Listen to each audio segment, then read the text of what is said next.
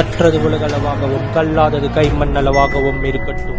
Hello everyone, எல்லாரும் எப்படி இருக்கீங்க? நல்லா இருக்கீங்களா? இன்னைக்கு நம்ம பேசுகிற டாபிக் என்ன அப்படின்னு பார்த்தீங்கன்னா, கிட்டத்தட்ட ட்ரம்ப் அவர்கள் எல்லா விஷயத்தையுமே பண்ணி டாரிஃப் வந்து எந்தெந்த கண்ட்ரிக்கெலாம் பிடிக்கலையோ அந்த கண்ட்ரிக்கெலாம் ஏற்றி விட்டுட்டு 84% 90% எல்லாம் ஏற்றி விட்டுட்டு கடைசியில் எல்லா கண்ட்ரியும் சேர்ந்து அடிக்கும் போது நான் விளையாட்டாசை வந்து நீங்கள் சீரியஸாக ஏற்றிட்டீங்க அப்படிங்கிற மாதிரி சேச்சே நான் சும்மா சொன்னப்பா இப்போதைக்கு எதுவும் இல்லை அப்படின்னு சொல்லிட்டு அவர் வந்து போயிட்டாரு.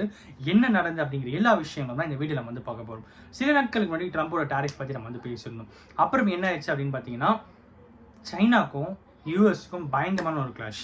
இந்த கிளாஷில் ஒரு பக்கம் யூஎஸ் வந்து சைனாவோட ப்ராடக்ட்ஸ் எல்லாத்துக்கும் 24% வந்து டேக்ஸ் அதிகமாக போட்டாங்க. இன்னொரு பக்கம் சைனா என்ன பண்ணாங்கன்னா, யூஎஸ் வர ப்ராடக்ட்ஸ் எல்லாத்துக்கும் 84% டேக்ஸ் வந்து அதிகமாக போட்டாங்க. ஸோ ஒரு 100 ரூபா ப்ராடக்ட் வந்து சைனாவில் இருக்குன்னா 100 ரூபா தான் அந்த ப்ராடக்ட். பட் அதே ப்ராடக்ட் அமெரிக்காலேருந்து வந்து தான் 184 ரூபா. ஸோ இப்படி வரும்போது என்ன ஆச்சு அப்படின்னு பார்த்தீங்கன்னா, அமெரிக்காவோட மார்க்கெட் வந்து பயங்கரமாக கிளாஷ் ஆகும் அப்படிங்கிறதுனால ஒரு மிகப்பெரிய எதிர்பார்ப்புகள் அப்படிங்கிறது எதிர்பார்க்கப்பட்டு இருந்தது. ஏன் அப்படின்னு பார்த்தீங்கன்னா, இப்போ யூஎஸ் அப்படின்னு வரும்போது யூஎஸில் ஒரு காஸ்ட் ஆஃப் ப்ரொடக்ஷன் அப்படிங்கிறது ரொம்ப ரொம்ப அதிகம். ஒரு ப்ராடக்ட்டை அங்கே ப்ரொடியூஸ் பண்ணணும் அப்படின்னா $100 ஆகுதுன்னா, அதே ப்ராடக்ட்டை இந்தியாவில் ப்ரொடியூஸ் பண்ணால் ஒரு 1000 ரூபாயில் முடிச்சிடலாம். அங்கே 8000 ரூபாய்னா இங்கே 1000 ரூபாய், 8500 ரூபாய் இங்கே 1000 ரூபாய், அவ்வளோதான். கிட்டத்தட்ட ஒரு மேஜரான டிஃப்ரென்ஸ் இருக்கும். இதுதான் ட்ரம்ப்புக்கு பயங்கர பேக்லாஷ் ஆச்சு. எல்லா கண்ட்ரீஸுமே வார்ன் பண்ணாங்க, நீ ட்ரம்ப்பு நீ பண்ணுறது கரெக்டாக இல்லை, நாங்கள் என்ன சொல்கிறோம் அப்படின்னு பார்த்தா, நீ வந்து ஒரு பிரசிடெண்ட்டாக இருக்கலாம், ஆனால் நீ யோசிக்கிறது எல்லாமே தப்பு, பார்த்துக்கோ, அப்புறம் எங்களுக்கு தெரியாது அப்படிங்கிற மாதிரி எல்லா கண்ட்ரிஸும் வார்ன் பண்ணாங்க. பட் அவர் வந்து கேட்கவே இல்லை. For the first time America வந்து ஒரு விஷயத்த சொல்லி உலக நாடுகள் எல்லாமே எதிர்த்தது.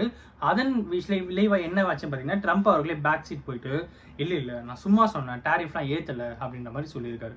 ஸோ அமெரிக்காவே பயங்கர பேக்லாஷ். எதனாலனா, ஒரு 100 ரூபா ப்ராடக்ட் இப்போ அமெரிக்காவில் முன்னாடியே சொன்ன மாதிரி அமெரிக்காவோட ப்ராடக்டே அமெரிக்காவில் திரும்பி சேல் ஆகப்பட்டதுன்னா 84% tax, sorry 24% extra tax, 34% extra டேக்ஸ்னா அமெரிக்காவில் இருக்கிறவனே அங்கே வந்து அடி வாங்குவோம் அப்படிங்கிறது தான் பேசிக்கான ஒரு லாஜிக்காக இருந்தது. அதை ட்ரம்ப் அவர்கள் புரிஞ்சிக்காம இவ்வளோ பெரிய விஷயம் பண்ணிட்டு திரும்பியும் வந்து ஒரு இல்லை நான் சும்மா சொன்னேன் அப்படின்றவர் வந்து சொல்லியிருக்காரு. ஆனால் இன்னொரு விஷயம் என்ன அப்படின்னு பார்த்தீங்கன்னா, இந்தியா வந்து ஒரு மிகப்பெரிய ஆப்பர்ச்சுனிட்டி இந்தியாவில் இருக்கிற மேனுஃபேக்சரிங் யூனிட்டுக்கு. ஒரு பக்கம் சைனா, ஒரு பக்கம் யூஎஸ் பயங்கரமாக அடிச்சுக்கிறாங்க. அதன் விளைவாக என்ன அப்படின்னு பார்த்தீங்கன்னா, அமெரிக்காவிலேருந்து சோயா பீன்ஸ் அப்படிங்கிற ஃபுட் ப்ராடக்ட்ஸ்லாம் சைனாக்கு போயிட்டுருக்கு. சைனாவில் இருக்கிற எலக்ட்ரானிக் ஐட்டம்ஸ்லேருந்து, கேட்ஜெட்ஸ்லேருந்து, டாய்ஸ்லேருந்து எல்லாமே வந்து யூஎஸ்க்கு எக்ஸ்போர்ட் ஆகிட்டு இருக்கு. ஸோ இது ரெண்டுமே வந்து பயங்கர பேக்லாஷ். ட்ரம்ப் அவர்கள் நான் எல்லா கண்ட்ரிக்கும் டேக்ஸ் வந்து ஏற்றலை, எந்த கண்ட்ரிக்கும் நான் டேக்ஸ் ஏற்றலை, ஆனால் சைனாவை தவிர அப்படின்னு சொல்லிட்டாரு. சைனாவும் வந்து இவர் நீ எப்படின்னா இருந்துன்னு போ, என் நாட்டை பற்றி நீ அசிங்கமாக பேசினேன், என் நாட்டை பற்றி நீ தப்பாக பேசினா நான் பார்த்துன்னு சும்மா இருக்க மாட்டேன், நானும் உனக்கு ஏற்றுறேன், நான் இறக்க மாட்டேன் அப்படின்னு சொல்லி ரெண்டு கண்ட்ரியும் பயங்கர கிளாஷில் இருக்குது. இது எந்த கண்ட்ரிக்கு யூஸ்ஃபுல்லாக இருக்கும் அப்படின்னு பார்த்தீங்கன்னா, இந்தியா. ஸோ இந்தியாவுக்கு இது வந்து ரொம்ப ரொம்ப யூஸ்ஃபுல். எதனால அப்படின்னு பார்த்தீங்கன்னா, இப்போது சைனாக்கு வந்து ஃபுட் ப்ராடக்ட்ஸ் சோயா பீன்ஸ் அதெல்லாம் தேவைப்படுது. நம்ம இங்கேருந்து ப்ரொடியூஸ் பண்ணி அங்கே அனுப்பணும், சைனாக்கு அனுப்பிச்சோம்னா இங்கே இருக்கிற வணிகமும் வளரும் அண்ட் ஒரு மியூச்சுவல் அண்டர்ஸ்டாண்டிங்கும் நல்லாயிருக்கும். இப்போ யூஎஸ்க்கு வந்து கேட்ஜெட்ஸ்லேருந்து டாய்ஸ்லேருந்து தேவைப்படுது. ஸோ அந்த பொருளை நாம் ப்ரொடியூஸ் பண்ணி நாம் வந்து யூஎஸ்க்கு அனுப்பிச்சோம்னா அங்கே இருக்கிற வணிகமும் வளரும், நம்மளுடைய வணிகமும் வளரும், ஒரு ரெண்டு கண்ட்ரிக்கான அண்டர்ஸ்டாண்டிங்கும் நல்லாயிருக்கும் அண்ட் எல்லாத்துக்கும் மேலே ஒரு மிகப்பெரிய ஒரு விஷயமா இருக்கும்.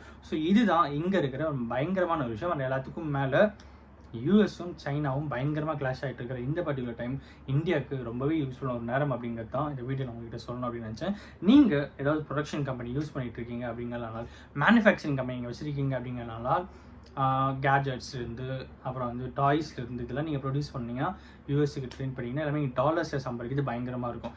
அதே மாதிரி ஃபுட், அக்ரிகல்ச்சர், சோயாபீன்ஸ் இதெல்லாம் என்ன பண்ணிட்டீங்கன்னா சைனாக்கு சென்ட் பண்ணால் அதுவுமே வணிகம் சார்ந்த விஷயமா பயங்கர யூஸ்ஃபுல்லாக இருக்கும். இதை இனி நம்ம கிட்ட ஷேர் பண்ண வச்சு இந்த வீடியோ நான் ஒருத்தருக்கு நாலேஜ் சொல்லி நான் நம்புகிறேன்.